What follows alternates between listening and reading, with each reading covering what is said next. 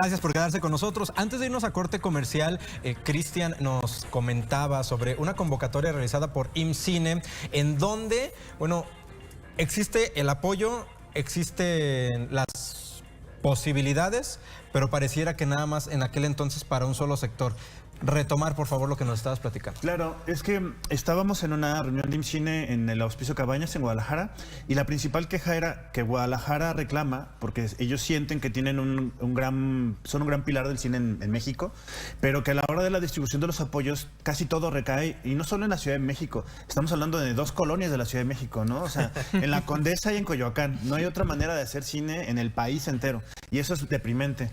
Y la mayoría de las quejas era que en el fondo que se hizo por región, el Centro Occidente, que corresponde a Jalisco, Colima, Querétaro, Aguascalientes, Guanajuato, ese fondo se declaró desierto y se le otorgó ese dinero a películas que estaban haciendo en Ciudad de México.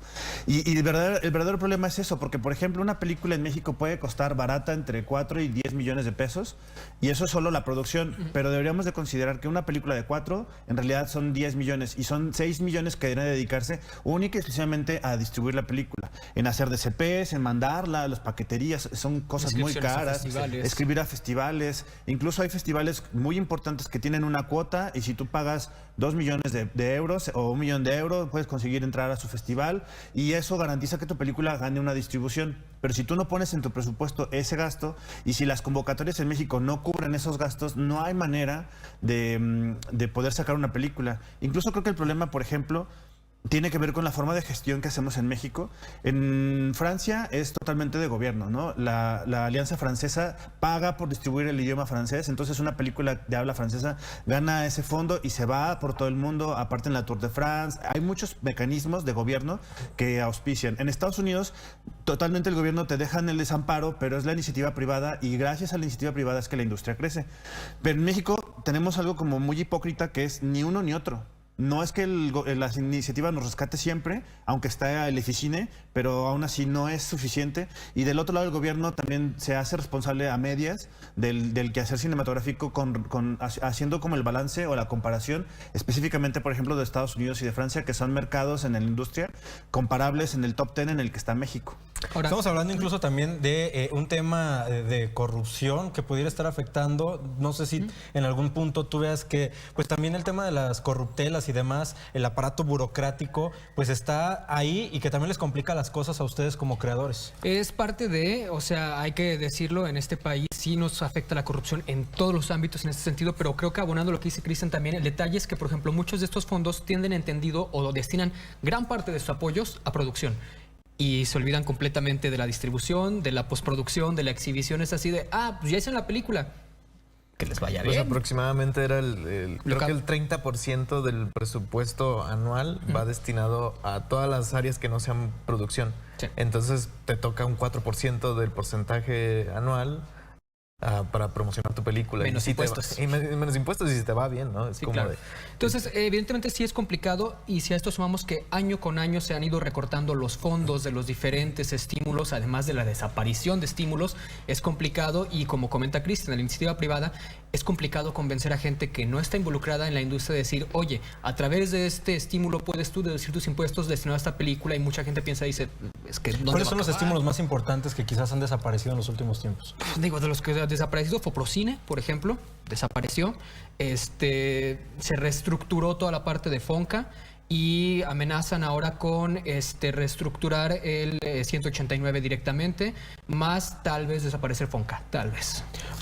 ¿Qué tan complicado es esta parte de pues gestionar un apoyo gubernamental o tener acceso a los pocos estímulos que ya existen? Esta tramitología, la burocracia, ¿es complicado? O sea, ¿sí les complica la vida al momento de querer ingresar? Depende a qué fondo se aplique. Unos son más complicados que otros. Y no dije uno es más sencillo que otro, sino es más complicado que otro. Nótese la... Elige tu veneno, ¿no? Sí, sí son complicados. Sí requieren un trabajo de escritorio, de sentarte, planear, justificar y todo, porque evidentemente no voy a soltar yo 5 millones a un proyecto que está hecho Así, Claro. necesito yo justificar directamente a dónde lo voy a destinar, comprobar con contratos, comprobar con cartas compromiso, tener etc. Sí es muy burocrático, evidentemente. Su razón tiene de ser, porque también hay muchos proyectos que en su momento aplicaron, no destinaron el fondo a lo que era, y una película de 5 pesos se ve de 5 pesos. ¿Y qué tanto se ve afectado el tema de...? Porque dicen, y es una frase que a mí me gusta, digo, si aceptas algo para lo que no estás preparado, pues a final de cuentas también es corrupción, y si estás presentando un proyecto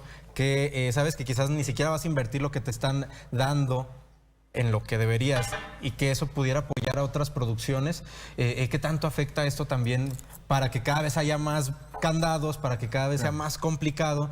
Como él lo decía, pues su razón tiene de ser, ¿no? Tiene que haber este blindaje, pero que a final de cuentas termina afectando. Yo creo que tanto la corrupción como la burocracia son los candados. O sea, entre tu película y la meta de la proyección y el público están estos dos obstáculos, y son muy difíciles.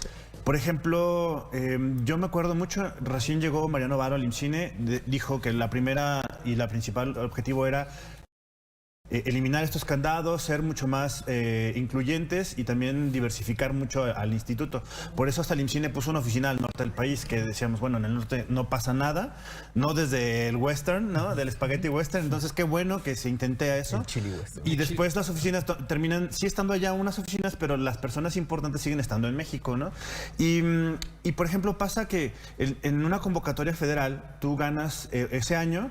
Al año siguiente, como por compromiso, te piden que tú seas jurado, y entonces creo que ahí hay un problema estructural, porque el jurado del año siguiente, siendo tú, beneficias a la gente que tú conoces o a los proyectos que tú conoces, y entonces ese año no te toca participar porque eres jurado. Al año siguiente tú vuelves a participar después de 2 años, y el que había ganado el año anterior, que recibió gracias a ti el apoyo, ahora es el jurado, y eso vicia. Estamos hablando de una cadena de favores horrorosa, ¿no? Vicia. De hecho, eso que menciona Cristian es muy interesante, porque también es de lo que puedo aportar yo. O sea, en cuanto a la visión crítica de los proyectos que ocurren en la ciudad y en el estado y en el país, tendemos a tener como la mano muy suave a la hora de criticar o de presentar en jueces o en festivales. O sea, sí hay un desarrollo y hay el interés de la gente de querer hacer cine, sí, pero también hay que tener pues la capacidad de poder decirles, oye, tu película tiene estas fallas, ¿no?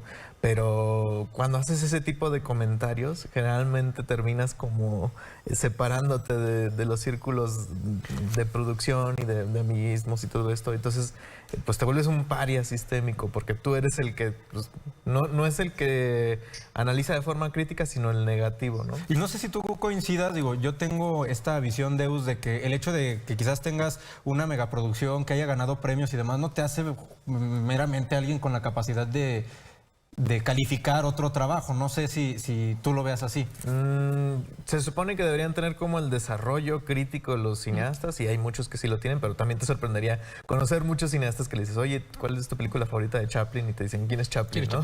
Entonces es como de, sí, o sea, hace falta, reitero, hace falta el desarrollo crítico, hace falta el desarrollo a espacios críticos. Por ejemplo, no hay, o se han estado acabando los espacios de crítica cinematográfica en el país. Digo, ni siquiera hablemos del Estado. O sea, por ejemplo, yo te puedo decir de mi propia experiencia, creo que nada más somos 3 críticos de cine en la ciudad, y yo soy el único que tiene un medio que me paga por escribir de cine. Los otros escriben pues de manera pues o no oficial, o sea, independiente. Y pues la verdad es que eso sí me preocupa mucho, porque siempre me quedo pensando, o sea, si yo en algún momento dejo de escribir o me dicen, no, pues ya terminaron nuestras colaboraciones, se acaba la crítica de cine en la ciudad y en el estado. O sea, porque realmente también cuando estuve trabajando en el Festival de Guanajuato, una de mis intenciones era como levantar la cuestión crítica, porque yo les decía, es que hacen mucho cine y eso es muy importante, pero no hay gente que va y asiste a las salas y que escribe de las películas, y eso te va a afectar aunque tú no lo veas, porque como no escriben de las películas, por lo tanto no existe esta relación, no existe esta simbiosis entre el crítico, la audiencia y la película en sí. Y que deberíamos de suponer que hoy es más fácil el tener espacios de crítica, porque bueno, tenemos redes sociales, internet, pero volvemos a lo mismo, que nos ganamos con que exista un espacio si a final de cuentas quienes no tienen y lo voy a llamar así, pues eres privilegiado privilegiado hoy en día en este tema de poder ganar dinero. No por blanco. Sino, ganar dinero de algo que te gusta hacer y que además, como bien lo comentas, no es pues muy bien remunerado. No hay pocos espacios en donde se paga la crítica de cine. Abonando a ese tema, Gama, por ejemplo, todo proyecto debe ser sometido a la crítica sí o sí, para evidentemente detectar áreas de oportunidad, fallos, etc. de un proyecto. Desafortunadamente creo que mucho del acceso que tenemos a Internet es a opinólogos y no necesariamente a críticos, que es donde entramos ahí al problema, y además de los realizadores que se toman personales las críticas a los trabajos, que no debería ser así, pero creo que es algo que debería efectivamente generar un ciclo entre producción, crítica, exhibición, público. Debería y ser. Es que das en otro punto, digo, sí, las redes sociales, el internet, pues generan espacios muy padres para poder opinar, como bien lo comentas, pero hay una frase de Humberto Eco que a mí me gusta mucho y que ya le citaba en este espacio, es que también esto fomenta que cualquier persona pueda dar una opinión sin tener esta preparación para ser un crítico, porque creo que también para esto hay que tener una preparación, no nada más es como que voy a dar mi punto de vista, pues nada más así, ¿no? Y yo creo que, por ejemplo, la asignatura es profesionalizar todas las áreas y entendernos como industria es un espectro muy amplio. Somos igual de necesarios y de pertinentes los críticos, los difusores, las productoras, las salas de cine, ¿no? Y el problema o el área de oportunidad más grande en Guanajuato es consolidarnos en un halo mucho más amplio del que teníamos antes, ¿no? Hablando, por ejemplo, 15 años atrás, solo un festival o dos, solo una productora o dos, eso no es industria, ¿no? Y habíamos entendido que había mucha gente que tenía muy acaparado todo el espectro cinematográfico en Guanajuato y no querían soltarlo porque era su modus vivendi, su modus operandi, pero ya es insostenible que una persona o dos sean todo el cine en Guanajuato, ¿no? Claro, y el democratizar eso infiere sí, a veces soltar un poco y que se vuelvan muchos opinólogos y que crezcan, pero incluso, aunque pueden ser no profesionales, también son parte de esta industria. Hace, no sé, tal vez un año platicaba en una fiesta donde había mucha gente del gremio, estaba por ahí un cineasta de León que me contaba así como de, oye, pues es que yo hago películas muy, muy malas. Me dice, pero yo siento que hasta en la gran industria de cine en Estados Unidos necesitan a los que hacen ese tipo de películas porque hay un sector. Y me dice, yo cubro esa área. Hay otras áreas que tiene que cubrir, el que haga cine de terror, el que haga cine sin género. Entonces, me parece que el entendernos cada quien como parte de un engranaje mucho más grande sí va a favorecer en que, o sea, si pensamos que la industria automotriz son solamente las 5 armadoras, es muy, muy limitado, hasta cierto punto ignorante, porque necesitamos no solo las armadoras, sino también todos los que hacen suministros, todos los que proveen, toda la mano de obra, quién capacita esa mano de obra. Entonces, si no vemos, si creemos que solo las productoras o solo los festivales son el cine, pues estamos perdidos. Y creo que acabas de hacer un resumen excelente de por qué le llamamos una industria al cine, en donde hay varias áreas y pues todas son un engranaje para que esto pueda caminar. Vamos a seguir hablando de este tema, ahora ahondar un poco en la situación de los festivales que existen en el estado de Guanajuato, pero después de una pausa comercial.